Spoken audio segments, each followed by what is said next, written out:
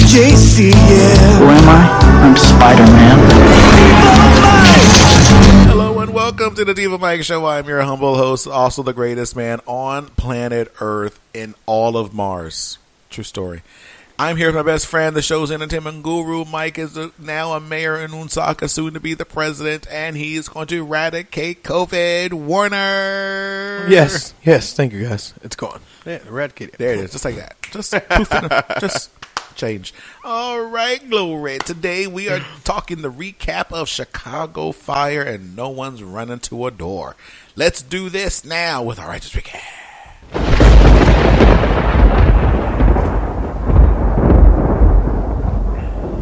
Although we are going to have someone be killed for no reason because there was no one inside. But there's always a downside. But that was to from life. season 1. Yeah. So there's always a bad side to life. So that's when they first came out, they were doing what still men did, working and they were killing people every episode. So they're like, wait, we gotta. I couldn't have survived. So I love it. We actually have a cool little thing there that it was only really. I thought there was more than this, but they wrote 2 different storylines. That Griffin learns the truth about his father's death and reveals why he really came to visit Casey. He wanted a place to live. And Gallo, Ritter, and Violet take steps to expand their microbrewery business with an alcoholic billionaire, I guess. So that was interesting. And that's going on. And Boden's having some growing pains with his new crew. They're not really the cool people that he thought they would be. Right. And then you got Casey with Gallo? His name? Gallo and And Severide? Severide and and Cruz. And Cruz, because Cruz is Well, an idiot there's and a lot. almost let that girl die. But I was like, it's okay because she shouldn't have been down there in the first place. Thank you. How old How are are you you? in the sewer? How old are you? You fell in? Was she friends with the Batman guy? Probably. She I will shot say- him and hid there from the cops. Right. I And then would fell. say I get what they were doing because they needed to just show the importance of when you're traumatized. Thank you. To Get speak help. to the right, and they need to show that. I'm not gonna lie. It's Yeah, first they do need off, to show that. we already don't like to get help. When I say we, I mean men. Yes. More specifically, men of ethnicity. Right. It's just a stigma there. They just don't do it. It's a culture. So it's a culture thing. So I get it. I totally got why Cruz is like, yo, I'm good. I got this. Right. I've been Cruz. I've done that. So you need to see that play out. But it was like, what kind of scene can we give that's not Right. too dramatic? Because we don't want to hate Cruz. Yeah, because if it would have been like if she died. if it would have been a scene where the person could have been seriously injured, wow. then Cruz gets like, oh my gosh, Cruz. Because what they could have done, she could have fallen, right? Right. Her head explodes and all that blood shoots up on his helmet. And he gets pulled up and goes, oh, I had a cramp. Right. I'm like, you had 10 minutes while the guy was fixing. And that's the story you had to rush to him to tell him? That's what you came up with? I would have been on the other side of that rig. Right. And waited a long time. I wouldn't I'd have been on done Google. I would have waited till I got back. Yes. Give myself time to really think of something that Think makes of sense. something good. Like, oh, I saw her and What I had like a, is- a vision of my wife. And Just something. I saw a snake. Right. She had a gun. I love that Severide was real. Like, although they're friends, he was like, Yeah.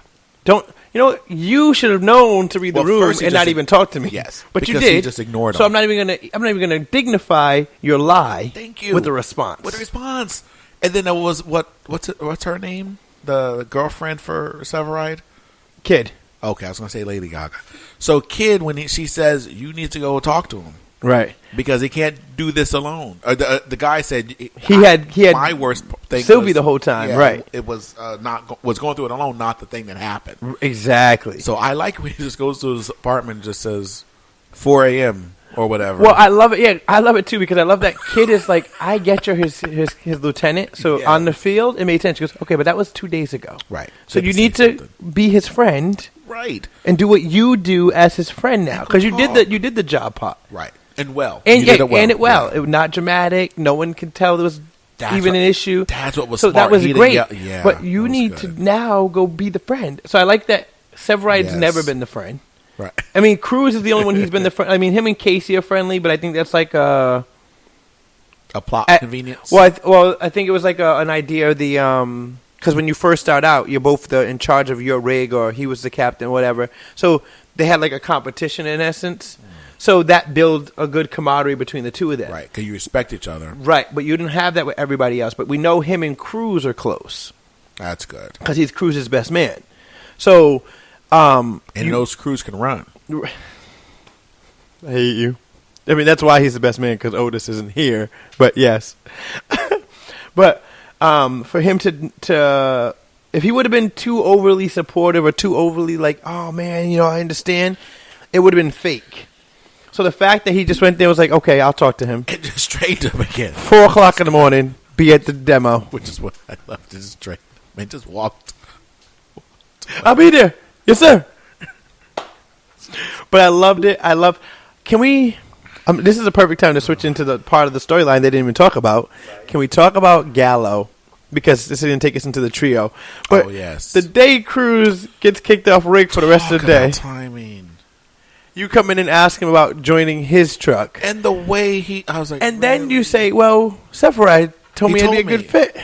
I'm like, you should have told him when he told you that. Because I love how Cruz... I like how Cruz was trying to be Cruz. Cool, right. Well, no, he was trying to be Cruz. He was like, oh, go for it. Yeah. But he was like, hell no. He's like, next time... No, he yeah, that's right. He goes, because he started doing the good guy. Yeah. And he goes, no. How about you wait till my body's cold? He's like, what are you talking about? Are you Gallo, to take like because Gallo was there, he had no clue. Yeah, and I just felt so bad for him. I was like, see, that's the danger of not knowing a backstory. See, that's the danger. When he didn't know Cruz's backstory. And that's why we need to know what Ritter's backstory is. Oh. He's probably traumatized. His father made a brewery.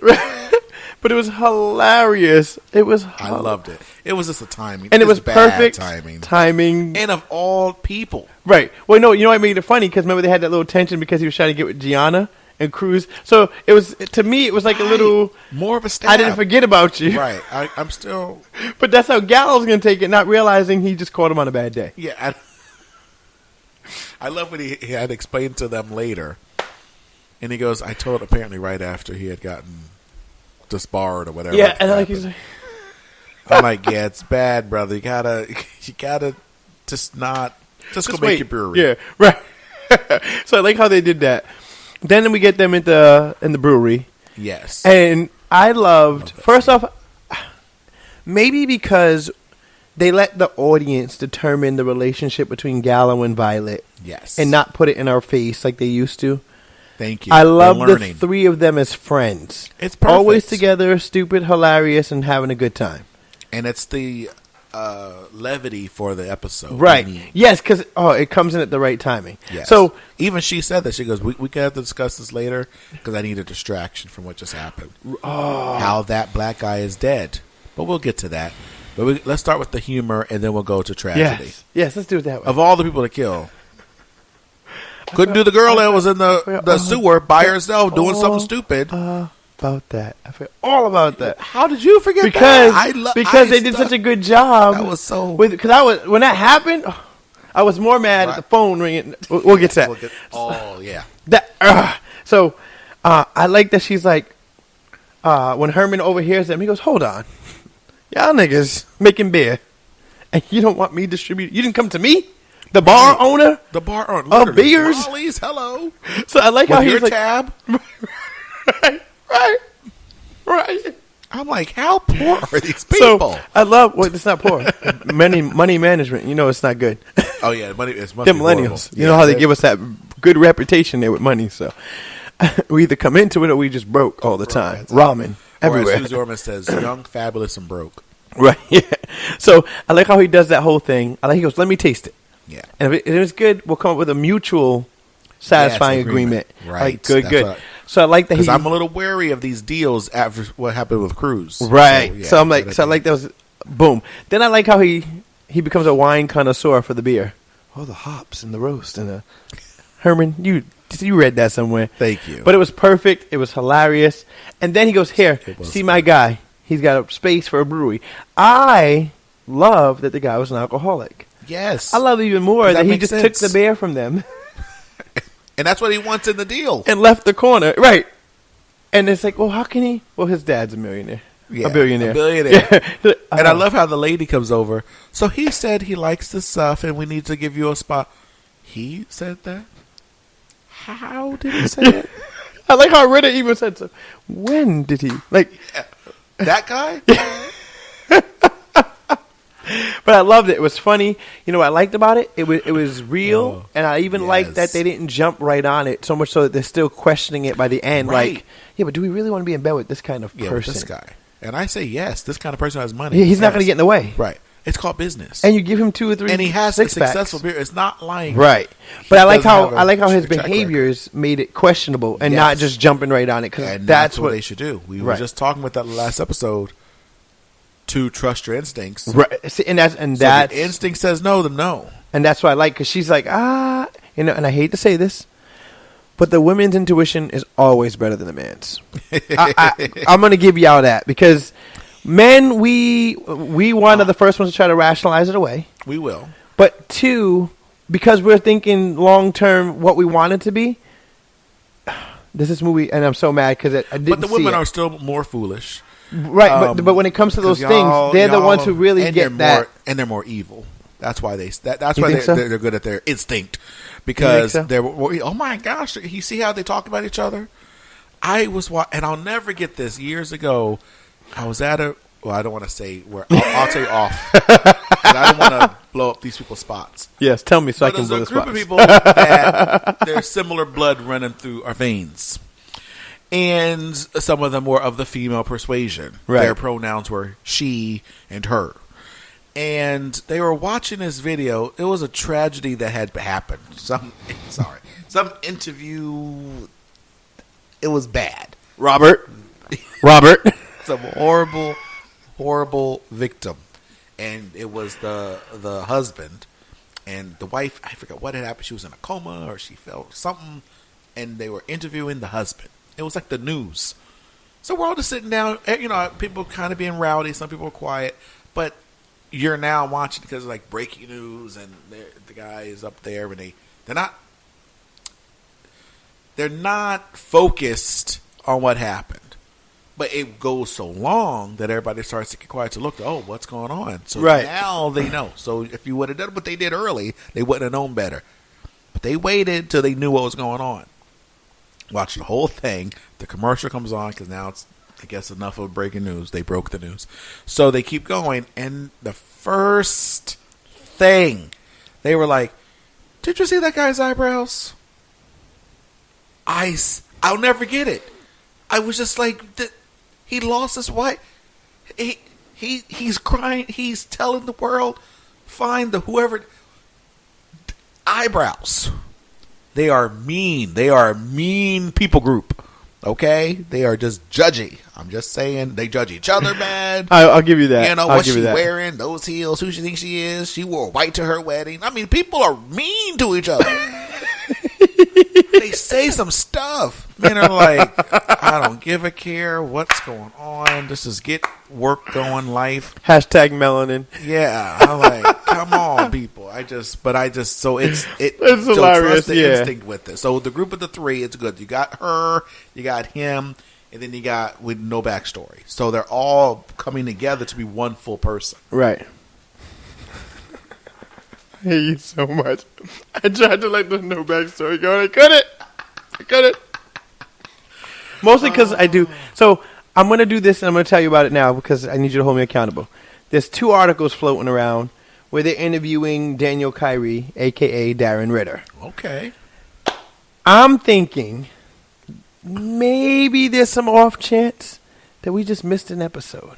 Okay. Maybe there's like an episode that got cut out that they didn't realize got cut out that maybe had his full backstory. Yes. Like, you know how sometimes when they make the editing choices, right, they think, okay, but we can give this and that's enough, but maybe it's not. Wow. And maybe when I read these 2 interviews, because they're by 2 different sites, so I'm hoping it's going to be 2 separate interviews and not like the same interview just told by 2 different people. You. Just one written up on the site. Right. So I'm gonna check them both out because I'm thinking maybe he's gonna give us what Ritter's backstory was, only because when one of the captions on the one that attracted me to the article was Daniel Kyrie's quote saying, I like that they let him be who he is and let his character be gay, but they didn't make it fanfare. Right. It was just a matter of fact, and Hermann laughed and accepted and invited the boyfriend on the first notice without making it awkward. At all. So I like how there was a small clip they used to talk about that scene that they quoted him for saying. So I'm like,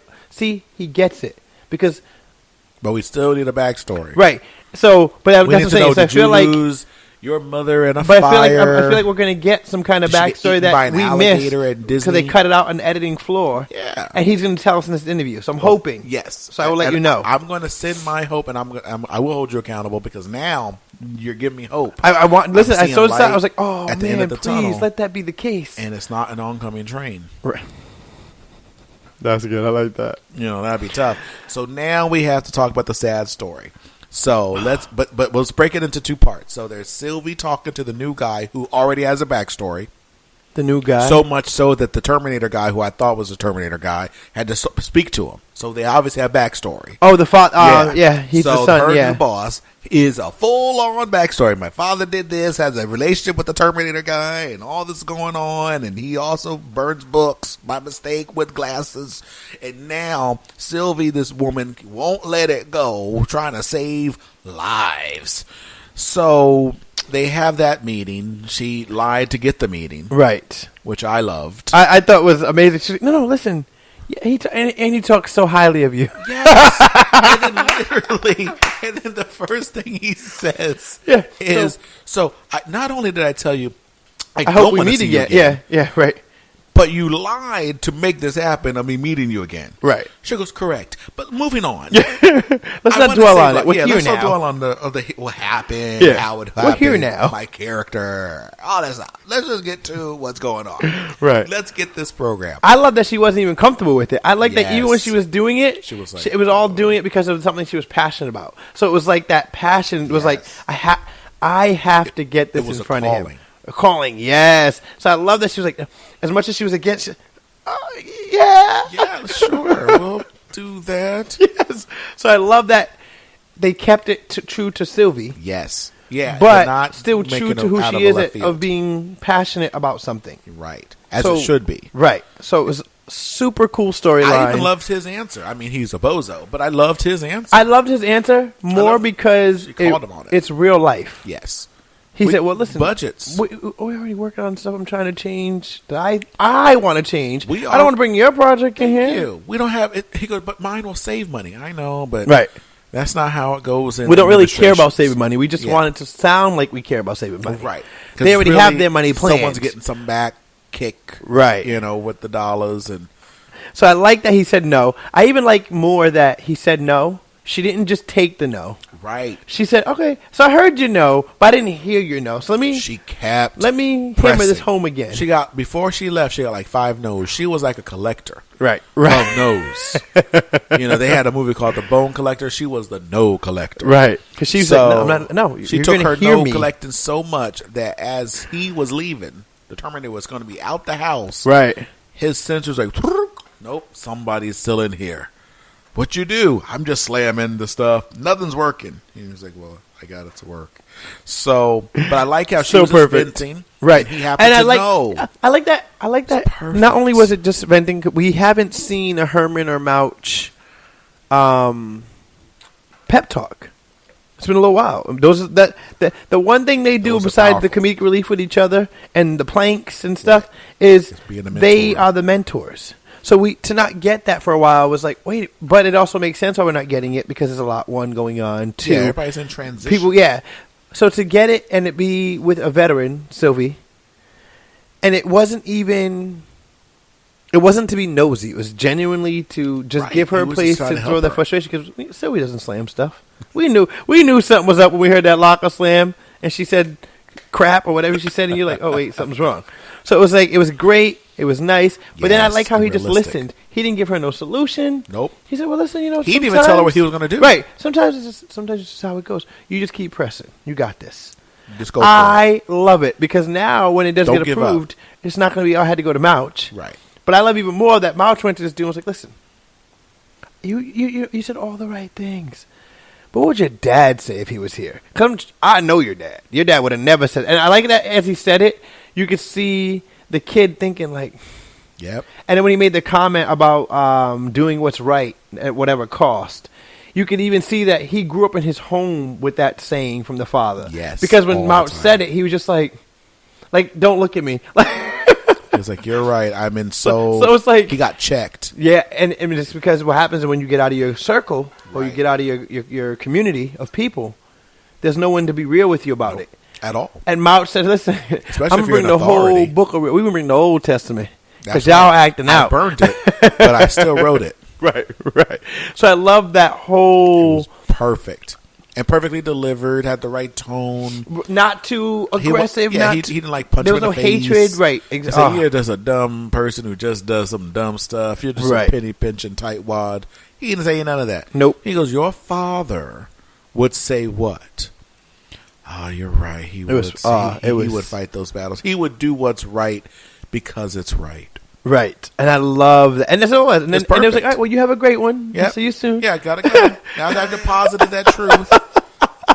Then, of course, you have an incident where they don't care that they go quick on spots because the guy never got his ambulance. When they rise up, he's like, can you hurry up? What took so long? Right. And he waiting as long as he did because he knows he has it bad with the cops, but he still was there to save his friend's life. Attempted to. Right. Just sad. I knew they were going to kill him. You know, but the worst I kept part saying, is, don't kill him. Well, no, the worst part is, I was more mad because, all right, I knew he was going to die, so I didn't care about that part. Oh. What I was mad was, you give us Atwater, my favorite PD intelligence officer, in the beginning. So I'm thinking, oh, crossover. Potential. Because it didn't announce it. Something. And then you give us this gunshot. I'm like, oh. And then you kill him, so now I know there's no crossover because I already killed it. We didn't even get the PD part. I like that part. That was a saving grace. But yeah, it was. I don't want no more crossovers. I get so confused. It's so see. And then he gets mad. I'm not invested. He gets mad because he wants to be invested in the show. And it's great. I love the intention. The problem is he could be invested. The problem is, but he watches TV so laissez-faire. Yes. That he doesn't ever get invested unless it's just for that hour. Right. That's it. So I tried to carry it for 3. I'm like, first of all, I know nothing's going to be resolved in the first 2. So it's just wasting my time. I could just jump to the 3rd. And then that's when they all of a sudden go up on the apartment of some neighbor who once knew him and go, oh, the one piece of thing they needed to know the whole time 3 hours ago would have helped. Oh, yeah, he always works at the Starbucks. Oh, he's there? Thank you. And I think I got to wait till the last minute Dick Wolf of that series because now you're mixing up how Law and Order runs this storyline. That too. But it's always so bad and drawn out. Right. No, I want 3 different stories, and I like that you can have them on different episodes without it being a crossover. I do love that because it is a big city, and it is. I like that not one crime happens at a time. Right. It is Chicago. This is fiction Chicago. Right. But even fiction Chicago has some problems. Right.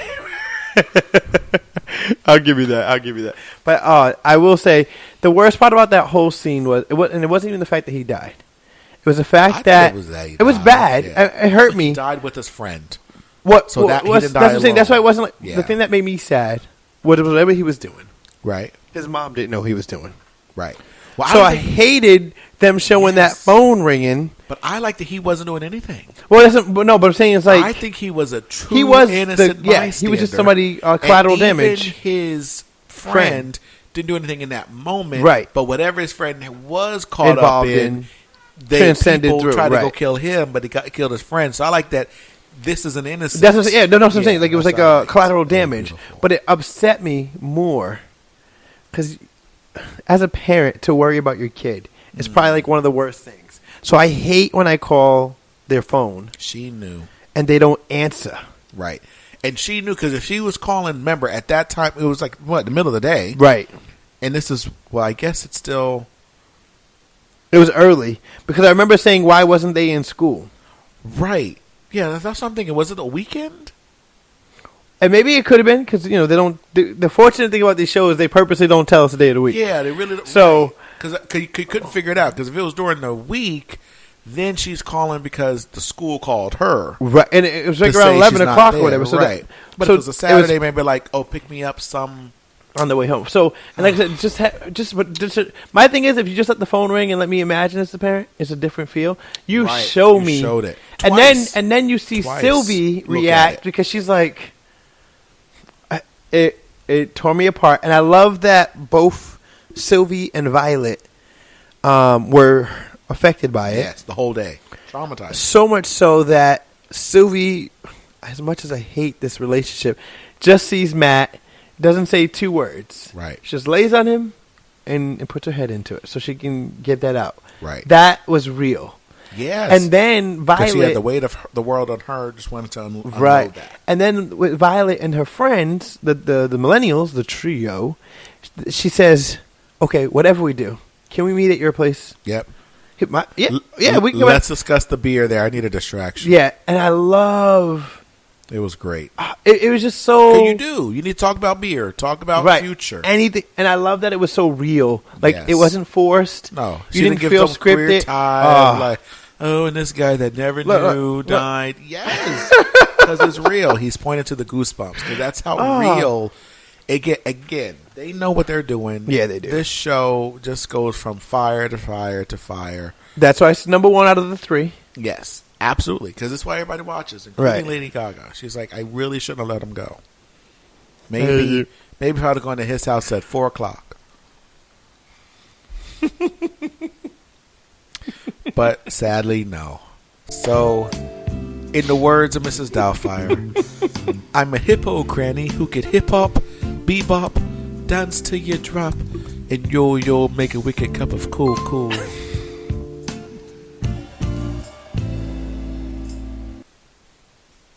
Keep the remote close and the savior even closer. Bye-bye. The TiVoMike Show is produced by Michael Jefferson. Our soundboard operator is Mike Warner. And our theme music is by Eric Dano.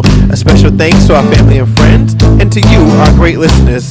That's it for the TiVoMike Show. I'm Mike Warner. See you tomorrow when we guide the lost TV viewing saints through the myriad of banal TV shows amongst the low-hanging fruit to find the next great series.